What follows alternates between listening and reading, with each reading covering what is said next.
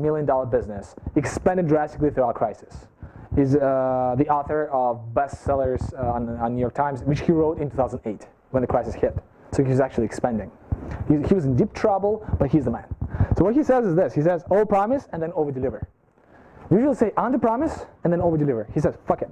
Over-promise and then on that, over-deliver. Because by over-promising initially, you will actually get attention. Because everybody's afraid to get the same, to give you the same promise. And some guys, and then you think about how to over-deliver. And then think. And then you'll try to get the skill, and you'll be surprised how you can get that skill easily. So for example, my side business, right? I also like to teach math, because I'm a trader, love to teach math. On the side, we get like 15, 20 clients per semester, charge them $1,000 per package. Small business. So we just created that new slogan just a couple of weeks ago, and we tripled the calls, and it's get an A, or we'll pay $1,000. So we promise everybody that they will get an A. And my friends ask me, so how the fuck are you going to deliver that? I'm like, I don't know. I honestly don't know. But I overpromise, and then I'm going to overdeliver. And the thing is, if a guy who's a client came to me because he wants to get an A, chances are he's not very disciplined. So the condition for that $1,000 is that he has to follow my assignments. And he's not going to follow my assignments anyways, because that's why he came to me. Because if he was disciplined by himself, he would need me. So that thing will never even happen, right? So he will always fail to follow the disciplined approach that I tell him to follow, right? And if he fails to do that, then I'm not obliged to give him $1,000 anymore. Make sense? Moreover, guys who fail the first couple of tests usually come. Mathematically impossible to give them an A. Even if they score the highest scores on every single test going forward, it's just impossible anymore to get an A. But we triple our calls just like within, just by doing this. Our first thing was get an A or we'll pay all your money back. Doesn't work. It has to be win-lose guarantee. I'll show you that to you as well. Doesn't work anymore. Or we'll give you your money back. Doesn't work. It's too safe, right? Pay $1,000, pay $2,000, right? I don't know how I'm going to live with that. And honestly, some people I have to pay them money, but it's going to be 1%, 2%, 3%, 5%. Who cares? 95% will actually I'll just get attention for that, right? Because of that. Second thing, Mahatma Gandhi said, first they ignore you, then they laugh at you, then they fight you, then you win. Grant Cardone, $100 million worth. Attention. Money. Criticism, which you will get for sure. Haters, for sure. And then admiration. So what happened, for example, here, when I was working on the trading floor, when I was trading that $3 billion book, I got it, and nobody cared about that book. It was $1.7 billion at the moment. Nobody cared about it. It was losing money. And I had to get attention. And how I got attention? I was breaking rules. And my boss was coming to me and he said, a couple of times, Peter, you are a fucking idiot. Because I broke so many rules. But I got attention to the book. I also got attention to the book by doing the first ever meetings between different banks. So I was working in Citigroup, but I was meeting with Goldman Sachs, Credit Suisse, Morgan Stanley, Natixis, HSBC. We were all meeting up by desks. And we're not supposed to do that, because it's all confidential information. But we did anyways. Fuck it, why not? And we exchanged the trading ideas, and then we later did trades. And by doing that, I was able to double the profits of that it was 1.7. By the end of the 6 months, it was a $3 billion book. Just by getting attention to it, getting attention to myself. In fact, they called me Ninja Assassin. They would call my boss because I was outplaying them all the time because I got so much attention, and I had so many flow coming to me first. So all the banks went to me first to see if I have anything to trade, and only then they went to other banks because I got attention. And then bosses from those banks would call my boss and say, "Who the fuck is this Peter? Who the fuck is it? He doesn't know the product and he outplays me all the time. What the fuck?" Because I got attention.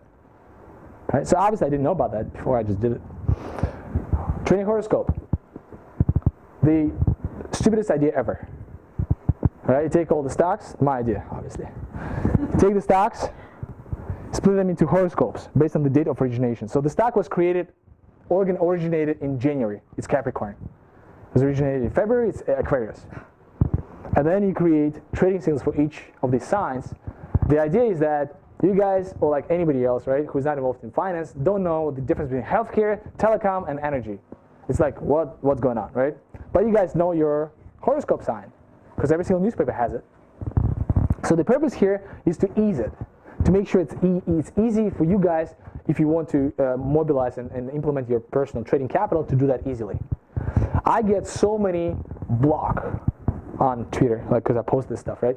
And I doubled my subscribers every 6 months, by the way. It's not too much right now, but in about 3 years from now, I'll have 50,000 subscribers and I'll sell lots of books and lots of video courses to these guys. But thing is this, I got so many like, what a joke. This idea is shit, like, is it even real? And I'm like, okay, sure. But at the same time, the CEO of Twitter reached out to me like 5 or 6 months after I launched it and said, oh, that's a great idea, come to California. Too bad I had to go to Belarus, right? The same week, by the way. Just so it happened. He contacted me on Tuesday, I had to go on Thursday, Friday. Too bad. Thing is, out of 100% of people, 30% will love your thing, 30% will hate you, and 40% don't give a shit. So the thing is, if you have so many haters or you get criticism, that's great, because it means that you definitely have people who love you as well. They just don't tell you about that. But if you have haters, you definitely have lovers, for sure. That's a good sign to have either. And you will always have the initial 40%. So if somebody tells you your idea is a piece of garbage, that's great. That's amazing. Keep doing the same thing. Keep doing the same thing, get more haters. The more haters you get, the more lovers you get. Just think. All right, number 3, how to get attention. This guy is Frank Kern. He's one of the top affiliate marketers out there. He's really cool. He's really cool dude. So he says this. He says, a couple of things that you guys need to show right away in the first 3 to 5 seconds so that your clients will subconsciously trust in you. Authority. How to get authority? Join an association, for example. Expert. To become an expert, you need to write a book. And I found out just a couple of days ago that an ebook can be 25 to 50 page long. And you know what I did? I wrote 3 books last weekend, each 200 pages. I did that in 3 days. It's not published yet, but it's going to be published in the next couple of weeks.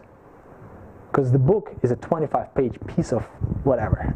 Moreover, you can take the text, rephrase it, and create a book. And now nobody cares how many books you'll sell. Who cares? But you have a book. You're an expert in the field. And that's what matters. Fake it until you make it. 25 on whatever the industry you have. You have a restaurant, write a book about dishes or cuisine that you do, Italian cuisine or France, whatever, French cuisine, right? Do whatever. Do something about it. It's easy. Credibility, get testimonials. Don't fake testimonials, but you can get testimonials. Don't pay people to get testimonials. You can pay $5 and Fiverr for a testimonial. Don't do that. Get real testimonials from the clients you have. That's easy. Contact them out and say, hey, fill out this, I'll buy you whatever. You'll have 50% discount for my product. Or you can refer a friend and the friend will have 25% discount to me, right? So credibility is important. And celebrity. Fake it until you make it. So those 4 things you have to be in the first 3 to 5 seconds so people think that you are the shit. So people can actually buy stuff from you, right? So you have to convey that somehow quickly. Authority, expert, credibility, celebrity. Now, cool thing about celebrity, for example, all of you had a chance to make a picture? All right, so the cool thing about celebrity for Frank Kern. So let's look who's Frank Kern. Who is Frank Kern? Frank Kern is the world's highest paid direct response internet marketing copywriting consultant. He is the only fucking guy who has this title. That's why he's the world's highest paid. And he admits it. So you can create whatever fucking title you want. Like, I'm the king of Bonacqua. And you'll be I'm the world's highest paid king of Bonacqua. And it's true, because you're the only one. Even if you're not paid, well, if you paid $1, you're the highest. And that's how you do the credibility. The celebrity thing. Everything the celebrity has to be like, VS Madonna. That's how I get credit. No, you have to make it until you fake it. Especially if you have a startup. If you don't have a startup, it's even easier. Super easy. Make a connection with the local whatever businessman in the same area, different area. Make partnerships. Create an event. Sponsor something for whatever, cancer cure, some like cool donation thing. Like, do something like that, and you'll get celebrity credibility instantly in the heads of your potential clients. That's how you get attention too, right? All right, cool. Win-lose guarantee. This is something I mentioned before with my thing. So get an A or you'll pay $1,000. So the get money back guarantee doesn't work anymore. If you don't like this water, money back guarantee. In my head right now, I have to go back to the postal office, ship the water back, and we'll actually lose money on the shipping. So it doesn't kind of like strike me as something like as a cool deal, right? Because I might not just like this thing. But if you do win-lose guarantee, like if the product is not good enough, we'll give you something extra. That is great, and that is in the trend right now. And not too many companies do that, and those companies that do that actually do that super, super well. And obviously, if you also match that with the over-promise and then over-deliver, like we did, because we don't even know how to make sure that everybody gets an A, I mean, the result is striking, right? So this thing doesn't work. Money-back guarantee, that just doesn't work anymore. You can try. It might work in Belarus, by the way. It might. But you have to make sure that it's disruptive enough so it works everywhere. So you can scale it outside of Belarus. This guy, right? So Domino's Pizza, they said, if your pizza doesn't come in 30 minutes, the next pizza is free. And they got super large market share of the pizza market because nobody did that. And most importantly, these guys did the delivery in 30 minutes anyways before. They didn't do anything like extra. They just understood that the average time is half an hour, and they made that promise. And what they do is this: they say it's free, but not this time. The next pizza is free. This time you still have to pay. And how many people order the pizza like again? How many people remember to save the check? So it's a great attention thing, a good attention grabber, right? Now, chalice, right? So chalice, let me write that. So chalice is like Viagra for erection. Let me see what they did. Oh, they said this. They said, we are so confident you like chalice. If we don't, we will pay you for the brand of your choice, which is Viagra. So, well, basically. So basically, if you try it and it doesn't work, they're going to pay you for the real thing that works. So that's the win-lose guarantee that these guys did, right? The club is against car theft. So they said, if your car is stolen, we will pay you $500 or your insurance deductible. So they're so confident the product is great.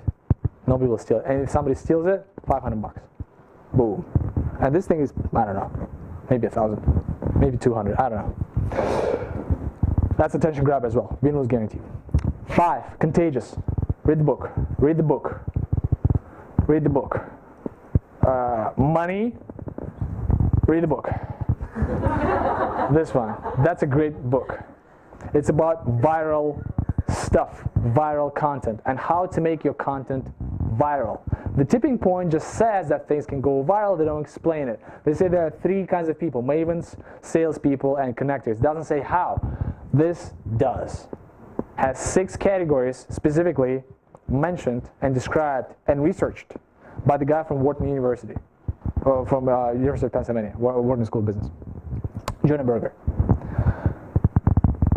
You have to know that online, going back to online, it's not really viral by itself, right? So answer this question.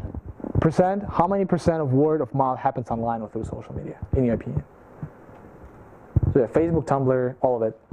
So you share with friends, you repost. How many of that gets picked up? What's the percentage of your content that actually gets picked up? 60. Okay. Who else? Anybody answer this question, or? So there's a word of mouth that happens. How much? Anywhere. 85? That should be a trick question. So something about like 20 or 10. Yeah, the answer is 7%. Yeah. 7%. 7% of word of mouth is actually happening online. So we think that we can buy product because somebody online told us to do so? No. In 93% of cases, we'll buy something because people told us so. Our friends told us so physically. Over the phone, we saw the fucking ad online. Not online, offline somewhere while driving the car. Only 7% is actually online. So don't over-exaggerate the importance of online. Yes, as a technical tool, it's important, not as a promotional tool. Promotional is for ads. And yes, companies trying to bulk up the digital thing because investors tell them so. Doesn't mean that's a trend, doesn't mean it's real. I mean, .com in 2000 was not fucking real. 2008, it wasn't real. Go ahead. How about equipment? For internet? Mm-hmm. No, absolutely. It's a trend. It is a trend, but it's not a trend when it comes. It's not necessarily a trend when it comes down to promotion. Many people think, oh, I have this amazing product. I have $100 for marketing. I need to spend all $100 on online marketing, only Facebook and Google, and that might be wrong because you only need to spend $7 on Facebook and Google, and 93 has to be done on offline marketing, flyers, stickers, whatever, things like on the sheets, the things. So you have to do that because the research shows so only 7% of word of mouth is happening online. So it's not going to change. Equipment itself, the usability, payment systems, mobile, sure, but how many times have you clicked on the mobile ad? How many times? And Facebook makes all its revenue from the mobile ads. And sooner or later, guys will realize it's bullshit. They'll stop paying Facebook, and Facebook will die because it's not a sustainable model. Because nobody cares about this. Again, it's over exaggerated right now. Doesn't mean it's true. But the 6 things from the contagious, what will make your stuff contagious? I'm not gonna discuss it in detail because we only have 15 minutes left, and I didn't plan to do that. You have to read the book. But it's social currency, trigger, emotion, public awareness, practical value, and stories. Social currency is how convenient people will be talking about your product in front of other people. Like, what kind of currency does it give them? Do they feel more important after they speak about the product, or they feel like crap? Will they share your product with them? So you have to give Apple. Everyone wants to talk about Apple to their friends, right? Because they got the social currency. Trigger. Do they see the trigger? Right? For example, the substitution for sugar. The trigger for that is coffee, and everybody knows coffee. So you can get a trigger in relationship to the coffee. Right? Find a trigger that is popular and try to relate your product to that trigger. Emotion. What kind of emotion does it strike? Does it strike any emotion in the first place? Right? Public awareness. Even if something is secret, try to make it public. Oil. How oil is produced, nobody knows. Try to make it public. Try to show how it's produced. McDonald's. Nobody knows how the food is made. Well, they started making ads in Canada how the burgers are being made. To show to show the entire process. To make sure that public knows what's going on. Practical value, obviously, right? But all I think about practical value is number 1, but it's only number 5. What's cool, right? What are the functions that make this product cool? And stories. Nobody cares about oh, I have a product. Everybody cares about how you got to that product. Maybe you're broke, like Airbnb. They're broke, they didn't have the money, and they decided to rent out 3 mattresses to people that they found on Craigslist, which is a local platform, a free online platform. And they did that because they were broke. And now you relate to them because they didn't go after big bucks. They went out just because they were broke. And we relate to them, right? That's a story. So the more of your content shares one of those 6, the higher chance it has to become viral. Read the book. Money, read the book. All right, cool. Promote your own product. We are scared that people will think that we are losers because our product sucks. Well, nobody cares. Honestly, nobody cares. Camera side of TV. I was on this, so it's a truck that was going around US. So I was in Chicago. I decided to quit the firm 3-Red and try to focus on my own trading. And I just wanted to experience stuff, and I went on a truck. I wanted to experience the trucking industry because the margins were so high. It was about 60% every year, guaranteed. Amazing business to have in the U.S. It's saturated right now, but it used to be super amazing. So I was traveling everywhere, from Chicago to California, and the guy I was traveling with, he was streaming the entire thing with 7 cameras. It was Wi-Fi because he's from Poland. He's Polish, but he's great English. He's lived for 15 years in the U.S. And he's a genius in electronics. And he basically cracked the code. He was getting free Wi-Fi in any single point in the country. 7 cameras on us. And I was too scared because I'm from Wall-Street. You can show that you like, you're in a truck. You can't. But I'm like, fuck it, I'll do it. Like just to see what the reaction is going to be. I told my friends I'm going to be in the truck. Later I met them. I'm like, hey, so guys, like, how do you like the show? Like, what show? I'm like, well, I was in the truck. Were you? 1% maybe remembered. It was my family. It was my mom. 99% didn't give a shit because they don't know. So you can fail as many times as you want because nobody will remember you anyways. Because there's so much noise out there. So don't be scared to fail publicly. And if you're not afraid to fail publicly, then you'll try to represent your own brand through Facebook, right? So for example, if you have a business, you'll be posting some pictures about your business on your personal Facebook page because you're not scared about the failure. Because honestly, nobody cares about you. You guys are great guys, but nobody cares about any of you over here. Nobody cares about me. Nobody. Literally nobody, besides family and a couple of friends. Right? So don't be afraid to be the person of your brand. These guys, again, Elon Musk, Bill Gates, and Steve Jobs, they are people behind the brand. And we relate to the brand because we relate to these guys first. Microsoft is Bill Gates first. It's not the shitty version of Vista. It's him first. Steve Jobs, it's this guy first. Only then the technology behind it. That's the emotion, that's why it's viral. Right? Branding versus direct marketing. People think it's cool to do branding.